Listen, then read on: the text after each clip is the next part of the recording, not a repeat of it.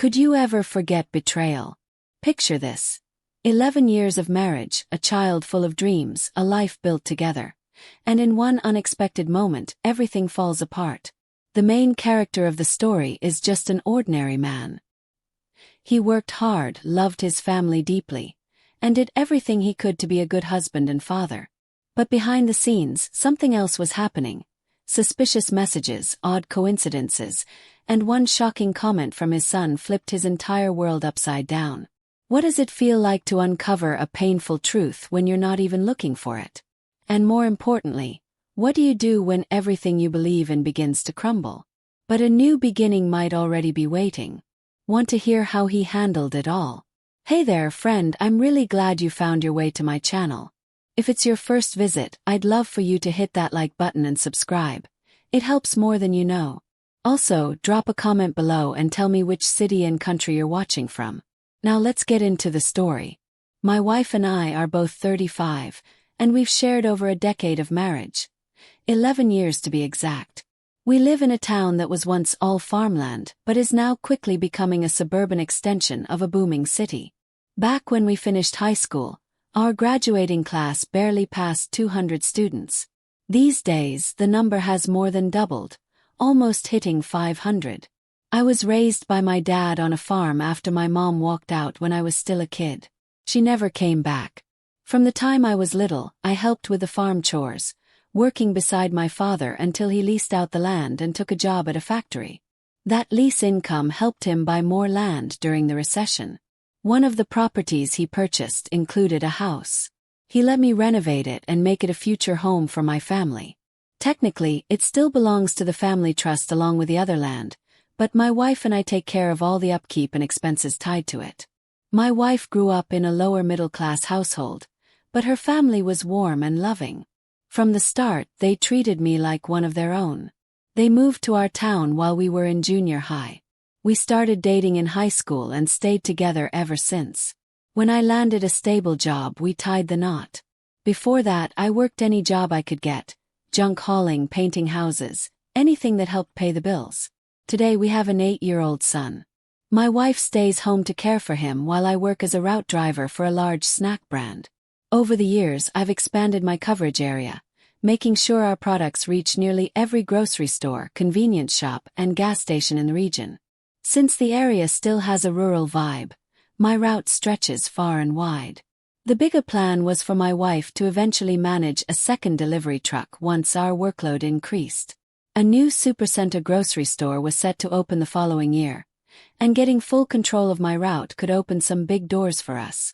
We've been together since right after high school, and though there's been plenty of love, we've had our share of ups and downs, mostly because of my long work hours. I've always tried to be present, but truthfully, I often fall short. Still, we share a lot of good times. We both adore our son. He's full of energy and loves sports. He played basketball in the winter, baseball in the spring, and was now diving headfirst into flag football. This past spring, things got rocky between my wife and me.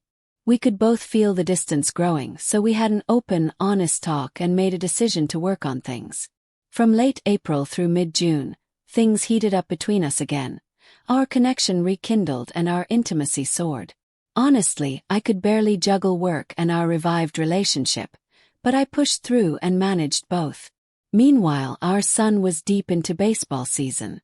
I made sure not to miss a single game, though I couldn't always make it to practices due to my job.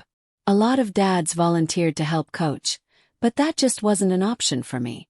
My wife stepped up whenever she was needed. The team's coach, Benjamin, had once been married to Miranda, one of my closest friends from high school. Miranda was the brightest student in our year. After college, she met Benjamin and they got married young. They had a son who's the same age as ours. Unfortunately, their marriage didn't last. They split 3 years ago and Miranda moved back to town, leaning on her parents for support with child care. Benjamin moved back about a year later, likely to be near his son, maybe even hoping to patch things up with Miranda. By June, my wife and I were slipping into our old routines again. In July, we had another deep conversation and reaffirmed our commitment to each other. We even took a trip together, hoping it would reignite the spark, But the emotional distance lingered. In mid-August, things heated up again, but once September rolled around, the flame had faded. That's when our son started flag football, and he was instantly hooked. One evening, I stopped by practice and was surprised to see my wife standing beside Benjamin. She held a clipboard and was helping lead drills. Several other dads were also assisting. Later that evening I brought it up, and before she could even answer, our son chimed in. She wasn't just helping, she was a full-fledged coach. Turns out, when she signed him up, she had volunteered to coach, and it quickly turned into a major time investment. She was constantly on her phone, mostly texting, sometimes taking calls, but usually just glued to her screen. Every afternoon after school, she and our son would head over to Benjamin's place, where he trained both boys in football. The extra practice was clearly paying off. Our son and Benjamin's boy were becoming two of the best players on the team. Then came the first official game. I had just wrapped up my shift that morning. I got to the football field just in time for the game and spotted my wife standing shoulder to shoulder with Benjamin, giving the team instructions. As I took my seat in the bleachers, someone pulled up a chair beside mine. It was Miranda. We watched the first half together in silence. Then during halftime she turned toward me with a serious expression and asked, "How are things going with your wife?" I told her things were fine, but she didn't look convinced. After a quiet moment, she leaned in and said there was something I needed to know, something her son had shared a few days earlier. It had rained, and football practice was cancelled. The boys ended up hanging out at Benjamin's house, playing video games indoors. At some point, her son had gone to the kitchen for more juice and caught a glimpse of Benjamin and my wife kissing. Shocked, the boy quietly returned to the living room and later confided in Miranda about what he'd seen. That night, everything shifted for me.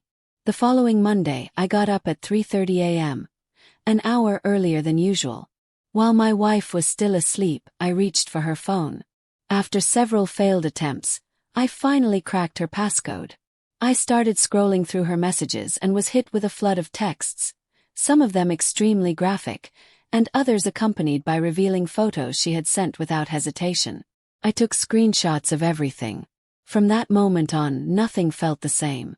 I typically stayed in town once a week to handle errands or appointments, but sometimes I'd swing by the house during lunch when things between us seemed strong.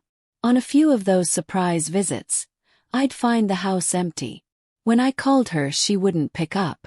More than once, I drove past Benjamin's place during those times and noticed her car parked in his driveway. One day, I saw it again as I was finishing up my shift. Later that evening, I brought it up. She claimed she'd been out shopping, apologized for not being home, and brushed it off. I told her I had just stopped by on a whim. It wasn't planned, so she had no reason to worry. But the following week, I made sure my visit was very intentional. I told her ahead of time that I'd be coming home for lunch. Instead, I parked my truck down the road from Benjamin's house and waited. She must not have noticed my vehicle. A few minutes later, she rushed out, jumped into her car, and sped off, headed toward our home. Followed at a normal pace. When I walked in the front door, she was already in the kitchen, cheerfully putting together a sandwich. We chatted over lunch like everything was perfectly normal.